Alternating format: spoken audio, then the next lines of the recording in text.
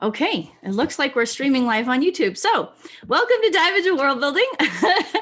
I'm Juliet Wade, and I'm very excited to say that we have a special guest today.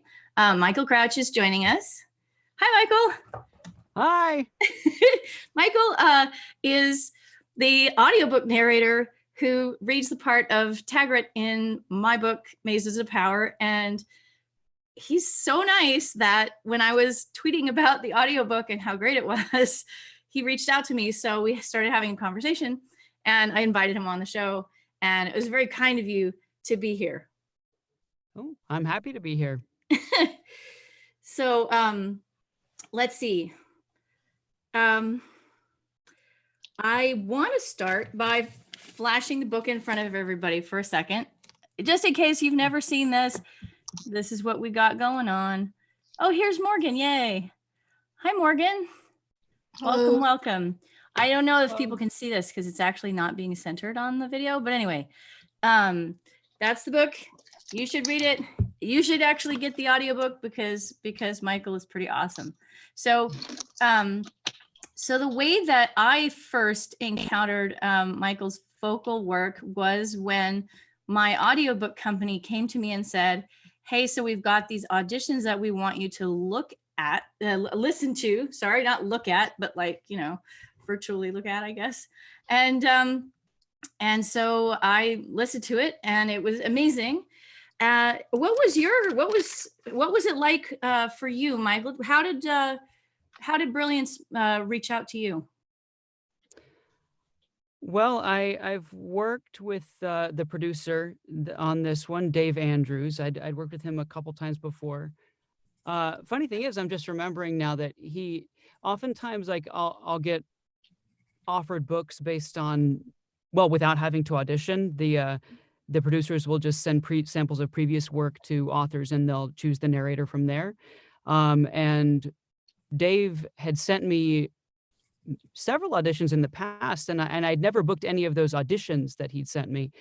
And so then I got this one. I was like, okay, well, I'll do my best, see if this one lands, and see if I didn't know if it would, and then it did. That was nice. But it was like 2 weeks later, so some suspense. And basically, I mean, it was like a 4 to 5 page audition script, the first chapter.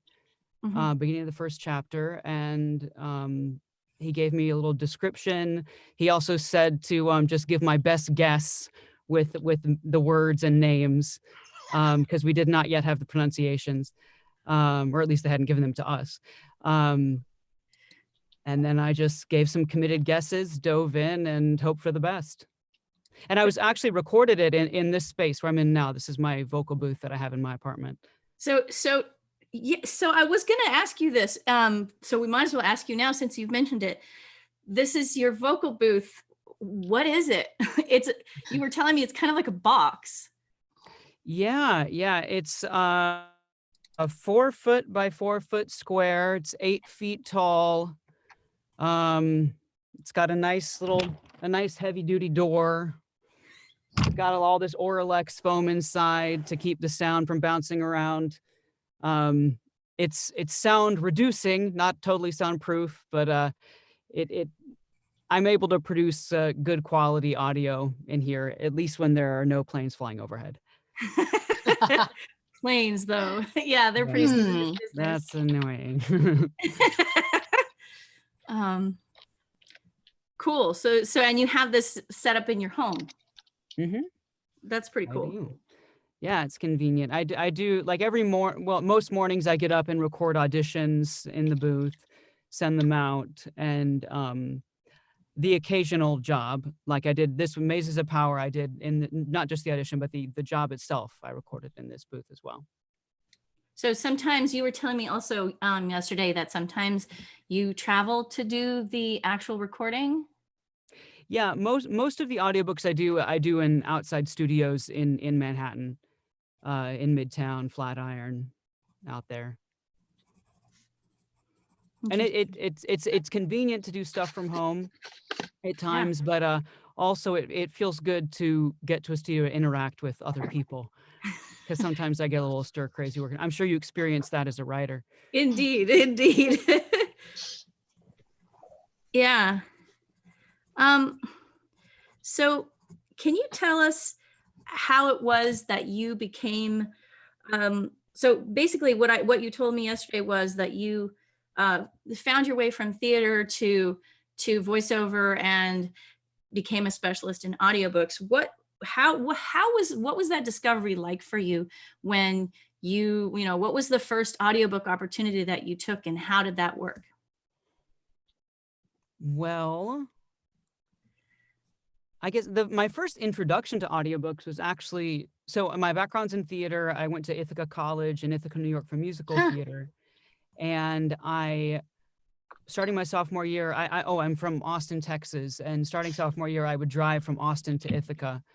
And I think that's when I first listened to my first audiobook, never thinking that I would get into it professionally later on. And I liked them. I was into them, but I didn't see myself doing them at any point. So fast forward, like, it was a good 6 years later before I had I'd abandoned theater. I started to work in voiceover, different areas of voiceover, like commercials, industrial videos, a little animation, anime, things like that. And I had friends who were into audiobooks, who narrated audiobooks, but I didn't know anything about that. So a friend of mine recommended a class taught by this producer, director, Paul Rubin, who's amazing. And I took his class and I found it really fascinating. And it just so happened that when I was in the middle of the class, it was a 6-week class. We met once a week for 6 weeks. I got an audition for an audiobook for Random House from my agents. And it was like this audition, actually. It was one that I could record from home. So I very consciously applied all I'd been learning in my class, because this was out between like weeks 3 and 4, I think. And I sent it in, and right after the class ended, I found out that I got it. And the timing was just amazing. That is like the only time this ever happened in my career, that the timing has worked out that perfectly. That's pretty cool. It was meant to be, right? I guess so. That's how I choose to look at it. Because I've gone on, and even at the time, I didn't think it would become the biggest part of my career, but now I've done almost 200, and it's really like over 80% of my income comes from audiobooks. So it's a big part of what I do now. Wow. Yeah. So that's a serious career that you have. It's amazing. I mean, this is a whole world from my perspective, this is a whole world that I've never actually had any insight into. So I'm super grateful that you can illuminate that for us today. Oh yeah. I like talking about it. I think it's very interesting. I like what I do. Yeah. So, okay. So let's see. The next thing that I wanted to ask you was, and in the case of Mazes of Power, so once you got confirmation that you had the job, then what was the next part of the process like for you? What is is there a lot of reading and preparation before you record? How does that process work for you? Well, over time, I've figured out that I know works for me. In this case, actually, the very first thing I did was, can you see, Mara? I just got a notification that said that your internet connection is unstable, but everything's working, right? So far, so good. Okay, good. Anyway, actually, one of the first things I did was just technical, because I needed to figure out my schedule. So we had a breakdown of who had which chapters in the book. And the very first thing I did was just did a quick skim through, see, okay, how long my parts were, how many pages I had. So I gave an estimate of how long it would take to fit in my schedule. That's the boring part, but that is the first thing I did. Well, it's got to be done. Yeah. And then the next thing I did was I just start reading the book. So I have I always have a PDF of the script, and I use an app called iAnnotate, load the PDF into that, and start reading it on my iPad with my stylus. I make marks as I go along as I'm reading that I know will help my eye just kind of follow the narrative as I'm going along without constantly stumbling over my words. so that I can minimize the chances of having to do multiple takes for every sentence. And then, of course, the basic things, just absorb the story and the characters, and I bookmark any unfamiliar words or pronunciations to look up later. I have learned that not to do that as I go along, because then I'll never finish reading the thing, if there are a lot of words like that. And I also, for every book, as new characters introduced, I bookmark where they're first introduced, so I can refer back to that. And so then when I'm finished reading, I do a little, what I call a gut response. I just will write the title of the book in my little notepad, and just any thoughts or feelings about the story, the characters, just jot it down, just a sentence or two.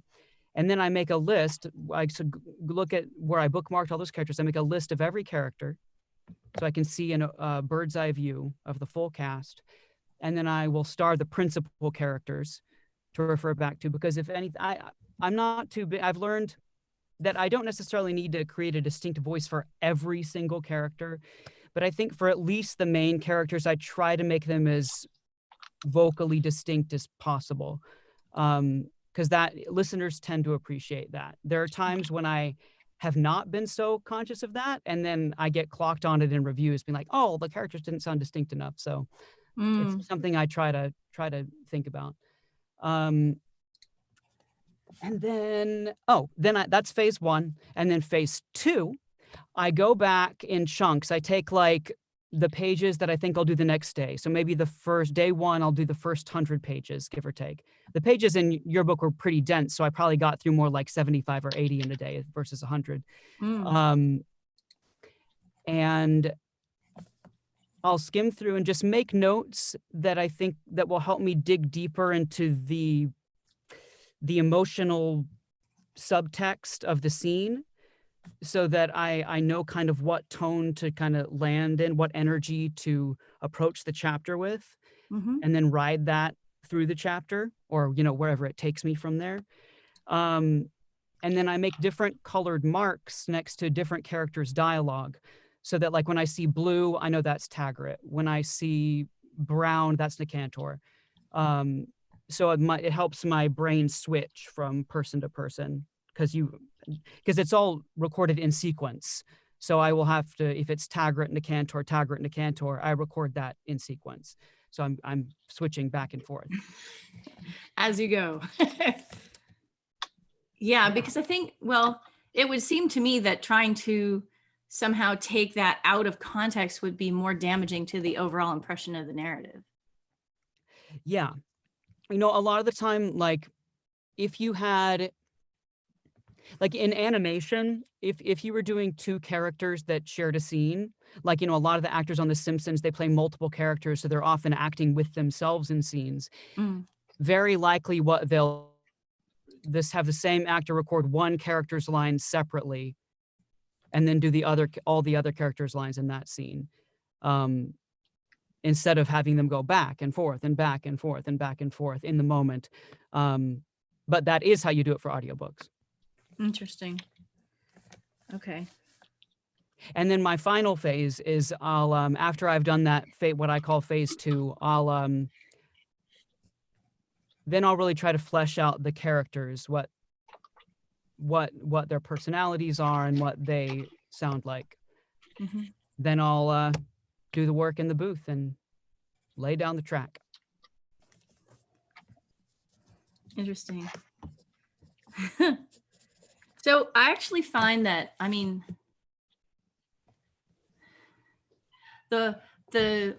my impressions of the audition piece that I heard were actually quite similar to where you ended up in the final analysis with at least the sections that I heard twice, which I find fascinating, because it suggests to me that you have a very good instinct on top of all of the, the process ends up getting you into a sort of a similar place, obviously with a bit more depth and complexity over the entire narrative. Well, that's really interesting. Okay, cool. Very cool. Let's see. Yeah, so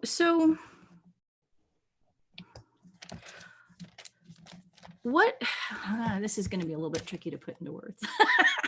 um so let's see, when we spoke before, you had said that sometimes you like the stories that you read and sometimes you like them less, which makes sense.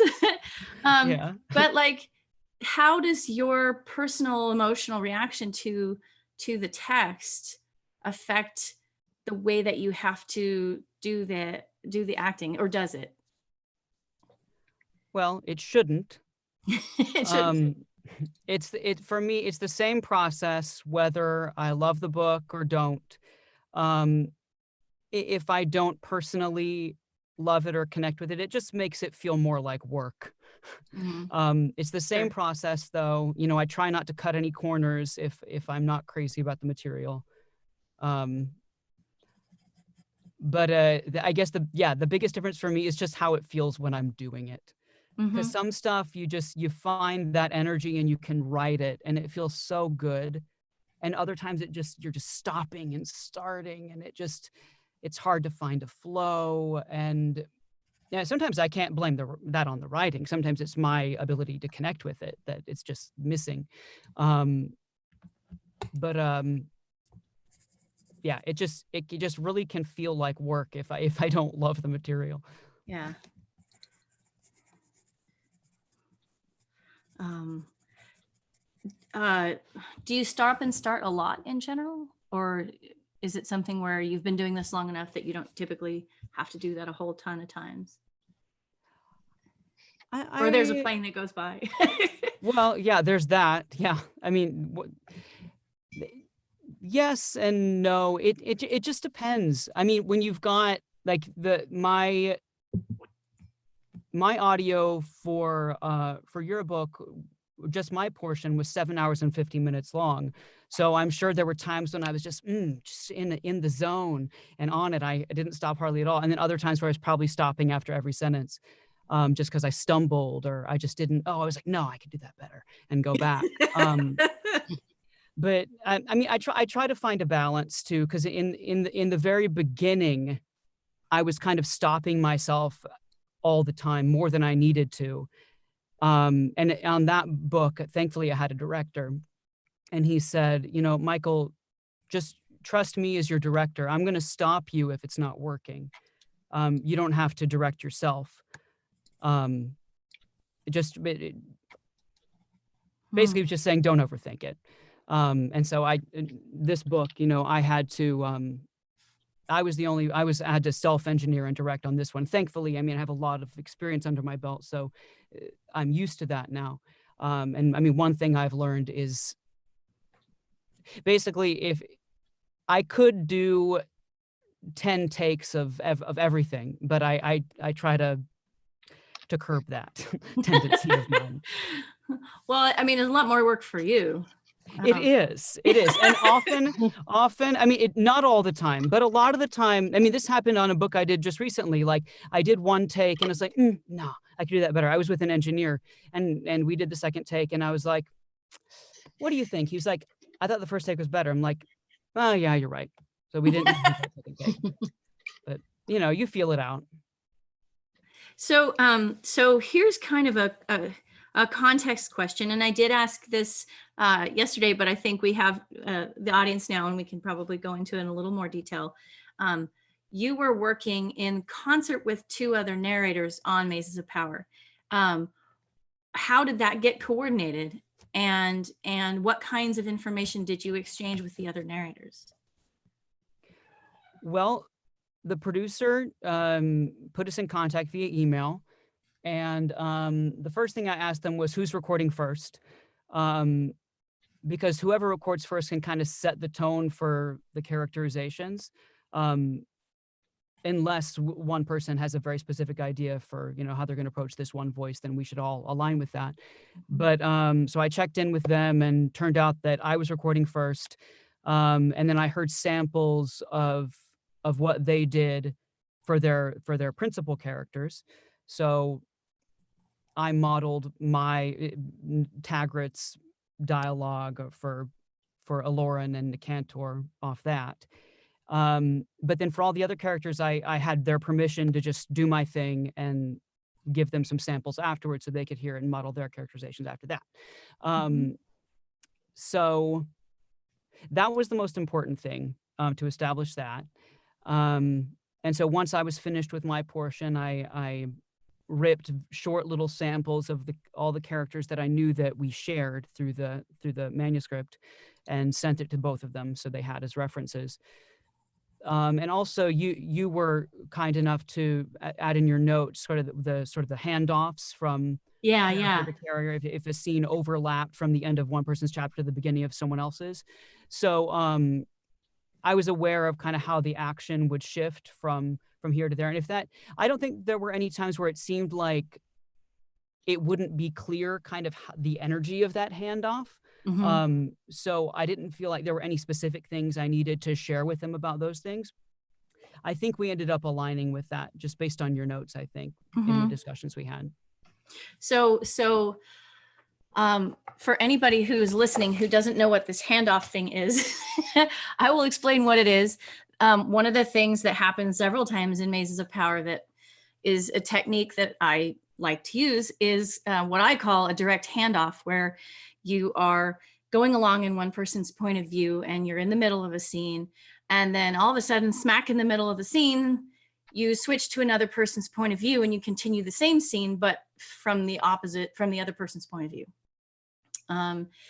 And mostly the reason why I do that is because these are, generally speaking, high tension moments where it's valuable for you to capture the difference between the two different characters' understanding of what's going on, to try to keep the tension high in the scene.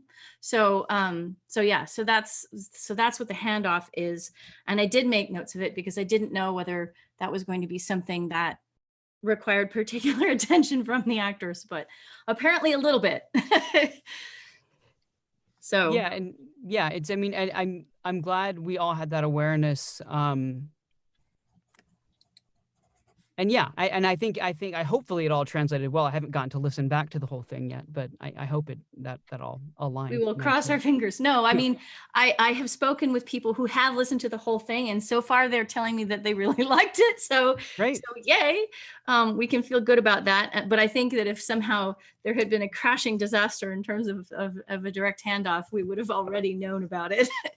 Yes, I'm sure. The other thing that I ended up giving tons and tons of notes. And I suppose that you ended up reading a lot of them. But the other thing that I did was I recorded the pronunciations of all the weird Varnan words and just basically made a huge list of them and then read them all out loud and sent the recording to the producer. And so apparently that was helpful. Very, very helpful. No, because there are some books where there are words that are original, that come from the author's imagination, and so we can't just guess at the pronunciation. We need to hear it from them, and so often I'll have to go, and we don't get what you did, what you gave us. So I'll have to go and mark each word that I'm not sure about. And in this book, there were a lot. And then send that to the producer, who then sends it to you or to the author. And then the author will transcribe or record the pronunciations and send them back to us. You went ahead and did that work for us, so we didn't have to reach out to you and bookmark everything and email the producer about it. So thank you very much. I'm so glad. I honestly, for lots of reasons, partly because this is my debut, but partly also because my younger son is a big audiobook reader because he has a harder time with text novels. And I was just super excited about the audiobook. And so I was constantly pestering Dave going, what else can I do to help? And so it struck me one day, I was like, I could make a list of all the words, and I could so I just basically did that as my own homework. Well, I really appreciate that, especially. And then all of your notes were helpful too. They weren't excessive at all. They were helpful. So thank you. Yeah. I mean, so I felt like when I was writing them, I felt a little bit like I was talking into the void. You know what I mean? Yeah. But it's really nice to hear that they were helpful because that is good for, for future reference. Yeah. And I can only speak, but and just know that I definitely read them and I appreciated them. I appreciate that too. I think I haven't mentioned the names of the other actors, and it would probably be fair of me to do that. The actor who read Aloran is Brian Nishi, and the actor who read Nicantor is Will Ropp. And I am not in contact with them, but if they're listening to this, I thought you did an amazing job, guys. And I thought you guys made a pretty amazing team. So that was pretty cool. Let's see.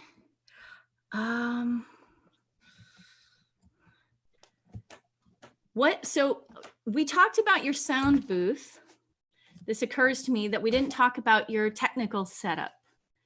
Mm-hmm. A lot of the reason I want to ask about it is because a lot of the authors that I know do like audio on the stuff on the side, like reading short stories or reading aloud for other purposes. And they might be curious what you use as far as microphones and stuff like that. Well, I have a Rode NTG3 shotgun mic right here, and then a little pop filter, and then that's plugged into an audio interface. The one I have is a Focusrite Scarlett 2i2 audio interface, plugs in the computer via USB, and I use the recording software I use for audiobooks is called Reaper. And then I have my handy Sony headphones that I use when I record. And that's basically it. Cool. Yeah, I was just curious. I mean, it's not a setup that I've ever heard the parameters of, and I just have, this one fancy microphone that I have here, which I sort of use for my show. But I mean, even that was like, oh, I'm really like, getting out there, getting serious here, right? Because I used to just do it off my computer audio, right? Yeah. So very cool. So let's see. Do you have what else? I wanted to ask, what are you working on right now?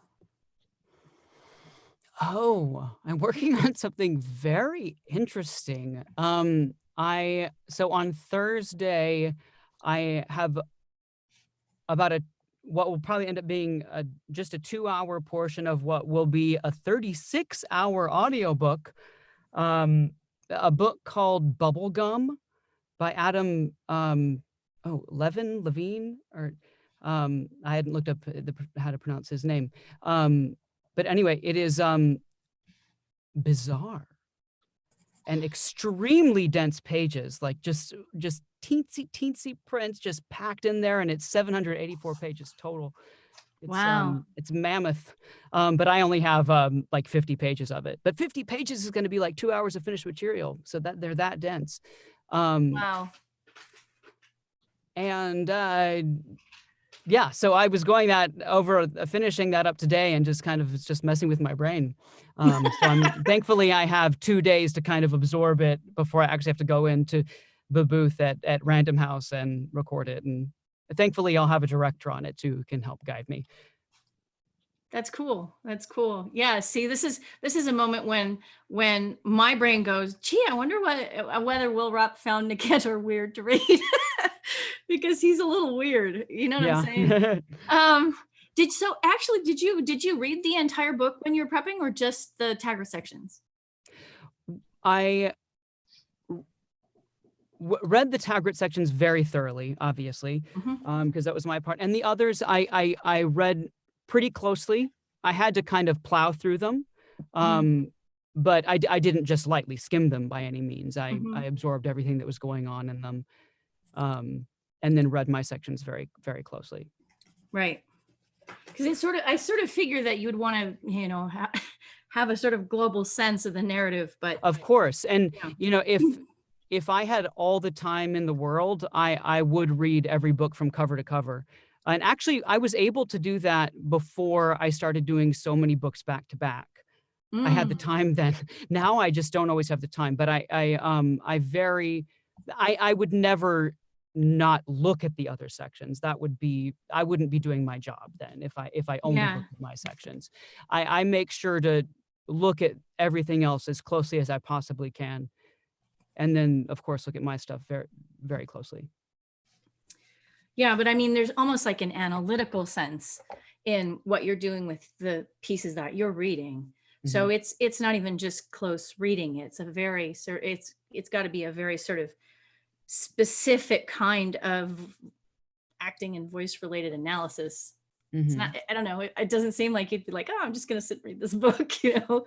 Yes, yes, it doesn't feel like that. It's a specific process. I've been telling people I haven't experienced that specific feeling of just like reading a book for pleasure in so long, just because I read so many books for work, and I often enjoy them, but it's a different process. Mhm. You know, Yeah. it's part of my job. Um, so yeah. Okay. Very, very cool. So I'm going to open it up to questions from the other friends who are here. Thoughts, guys? Sure. So I was looking at your catalog in Audible, Michael, and you have a wide variety of books in lots of different genres. So how does your process or flow change between science fiction, history, biography, and so forth? I'd say the outline of my process is the same no matter the genre. I think the biggest way it can change is the style of the characterizations. Um, and there's no like hard and fast rules about, you know, how big or how I should say how animated or subtle the characterization should be based on the genre. You got to feel it out just from book to book. But like say, you know, I would think for Mazes of Power, I kept the characterizations vocally with painting with lighter strokes, versus if I were going to do a middle grade book, they often, you know, I have license then to make broad animated choices with the characterizations because it just fits that world, and the way it'll translate on audio. But otherwise, my process is the same from genre to genre. You do anime as well. I've done a little bit, yeah. I think that the way that well, I mean, the vocal sounds that I'm hearing from you in the anime context are very different from the audiobook context. Yeah, I mean, you know, you just got to feel it out, you know, because if I were to make big anime style choices for your book, it just wouldn't fit. No, it wouldn't. It would sound like I'm trying to force something, or Mhm. you know, and it just wouldn't work. So you got to rely on those performer instincts to just kind of fit into the right world at the right time.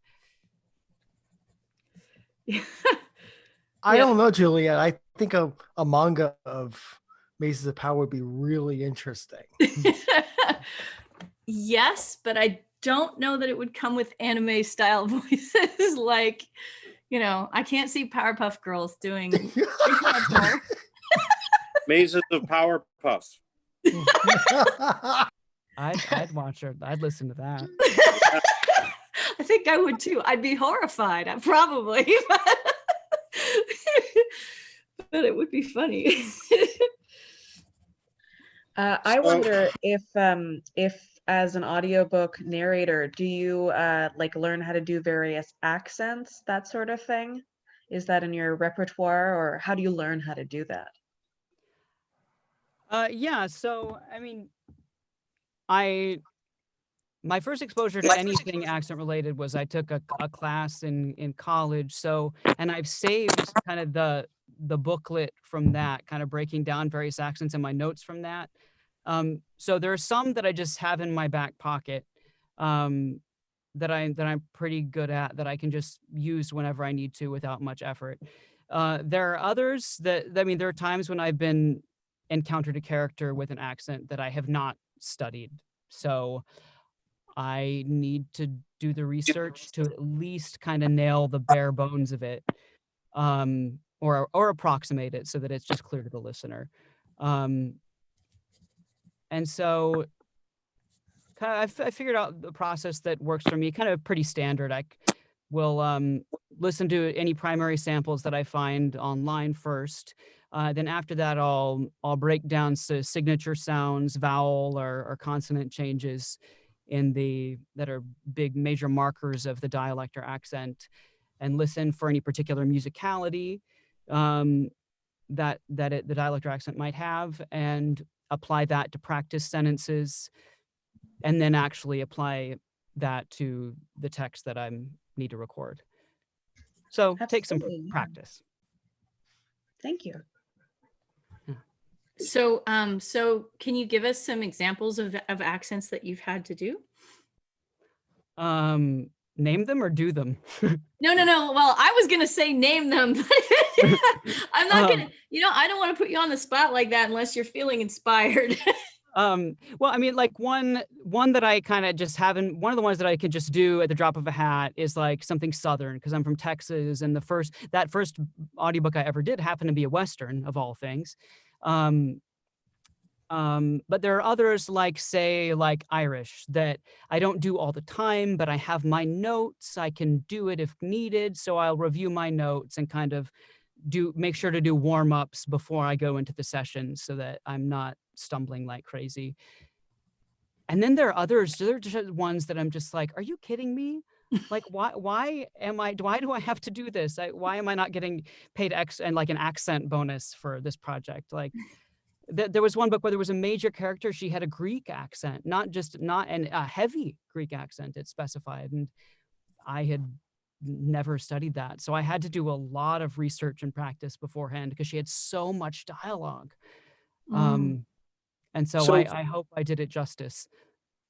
So what do you do to warm up for like an Irish accent or whatever? What do you mean by warm up? Well, I have what I have called my dialect and accent quick reference sheets. So for Irish, for example, I'll kind of listen, I'll transcribe in IPA, International Phonetic Alphabet, some of the signature sound changes.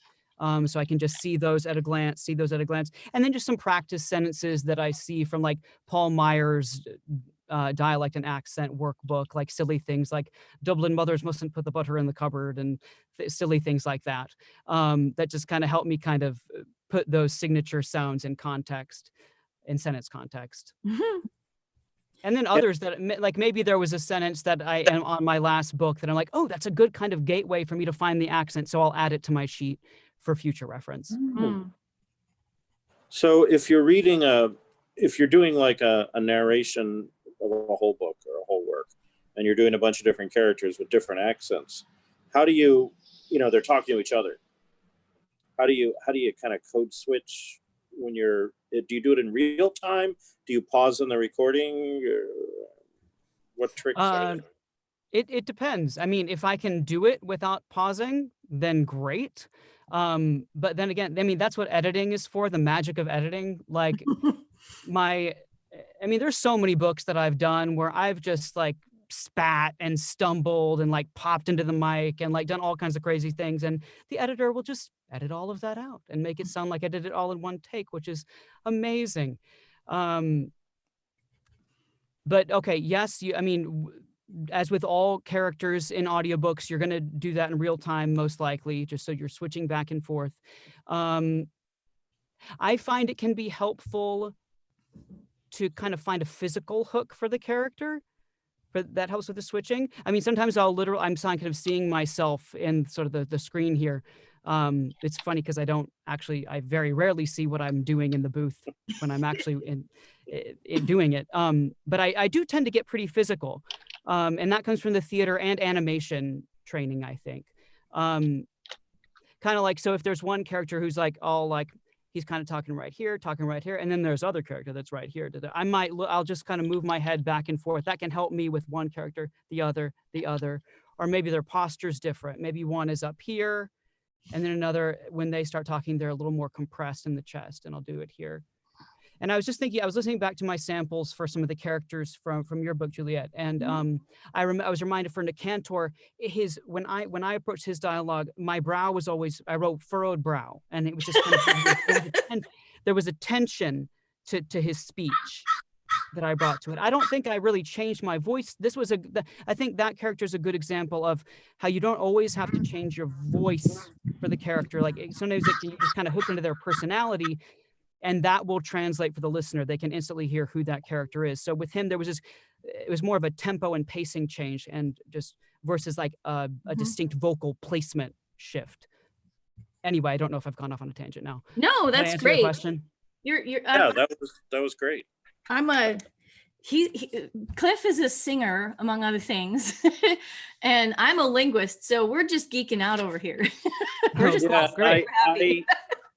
I also have had one of my short stories I resold to a podcast, and so an actor read it, which was an interesting experience hearing somebody reading my stuff.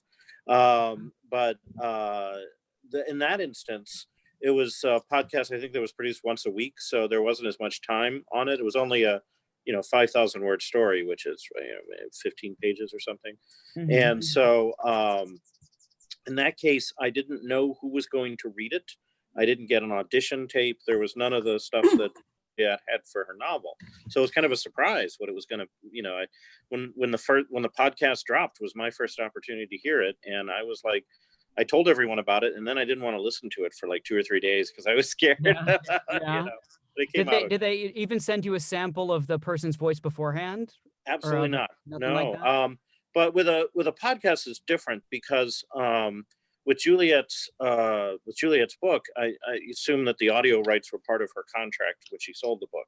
With the podcast, not initially. No. Okay, so you got paid separately for basically, DAW has a sub-rights division, and they sold it to Brilliance.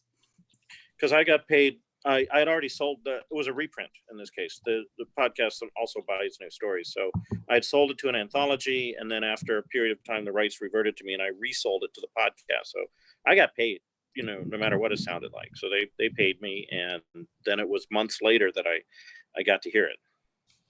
It's a very different experience. Have you worked with podcasts at all? Because I know, that's a thing which is a paying market for voice actors. Not much. I did one podcast that was like some sort of Grimm's fairy tale-esque podcast. They needed some characters, so I did a few characters on that. But that's about it. Sorry, can you still see me? Is it still working? I think the picture. I can see you. Okay, great. There we go. Everything looks normal. But yeah, so I haven't done too much work on podcasts. No. So I have a question. When you're working with female characters who are important enough to need their own voices, like for example, Lady Salome or Lady Della, what is that like? I mean, was that something that you specifically studied in a class in an acting capacity? Well, that's something that came up in that first audiobook class that I took. There's the producer. It was just very general. The producer gave tips for, if a male narrator doing a female voice, his tip was, it can be if you just make your voice a little bit breathier and maybe just a hair higher, that will read as more feminine. And I started playing with that and took that to heart. And that's really what I do for most of the female characters is I keep the microphone is so sensitive. It picks up all these little subtle shifts. And so, I don't need to do a very high voice and do something silly like that.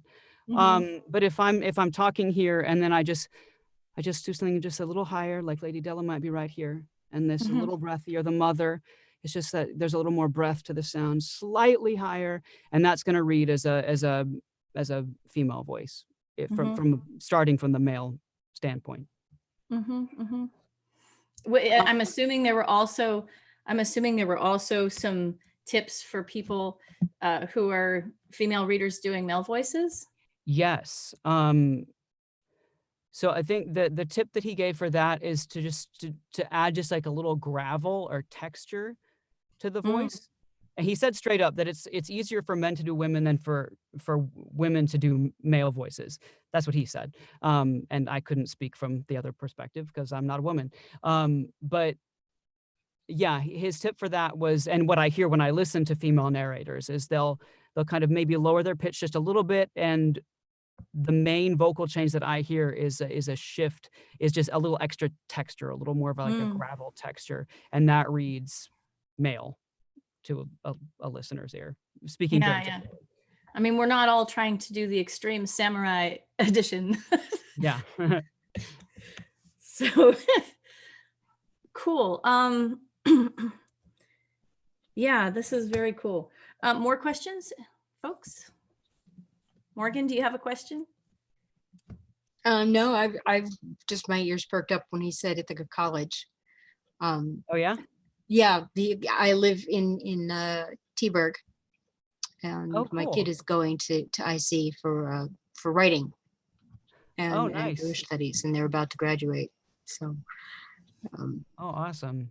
so that was did you find that was valuable? I want you to say yes, but if you say no, then My experience with Ithaca? Yes.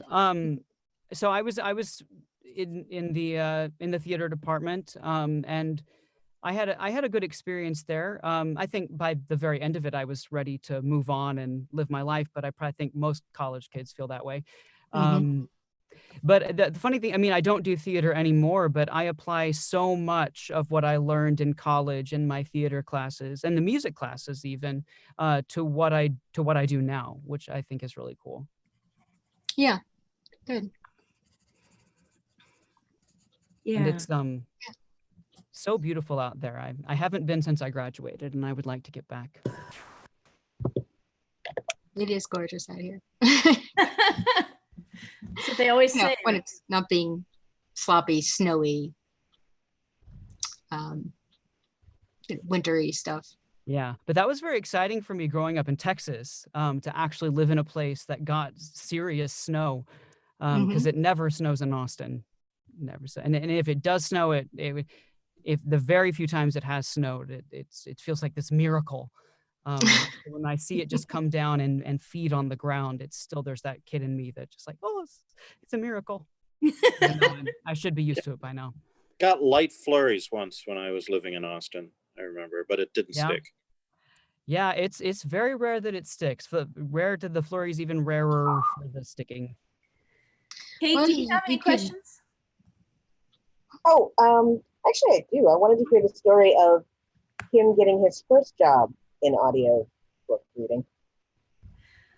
Okay, so I think we did touch on that a little bit. Oh, okay. I missed it. I can talk about it again. Talk about it again. Let's do it. So it was one of those rare experiences in my career where just the stars aligned and I got really lucky. For most everything in my career, I've had to be very, very patient, very tenacious. But this is just one thing where things fell into place so nicely, where I was already working in voiceover, and I decided, I'd heard about audiobooks, but I didn't know if I was right for it. I had never done it. So I took a class, which is a great place to start. And it was a 6-week class, met once a week for 6 weeks. And so I think right in the middle of the class, between weeks 3 and 4, I happened to get an audiobook audition from these agents that I was working with. And so I applied all I'd been learning in the class to the audition. It was one that I could record from home, and I applied all I'd been learning. And then right after the class ended, I found out I got it. It was just amazing timing. And it happened to be for one of the major publishers. It was for Random House. So I really lucked out in the beginning, because some people, just have to work really long and hard to kind of work up to a big publisher like Random House. And it happened to be my first job, which was pretty cool. Mm-hmm. That was awesome. Thank you. Well, if we have, Paul, do you have more? I have one question. So you do a lot of voice work, Michael. How do you rest your voice? How do you keep that voice in Yeah. good condition? I don't have to do anything extreme, honestly. I mean, I make sure to drink enough water. The biggest thing for me is to take my allergy medication because I have problems with annoying postnasal drip, and it's such a pain, especially when you're doing long form work like audiobooks, having to clear your throat after every few takes.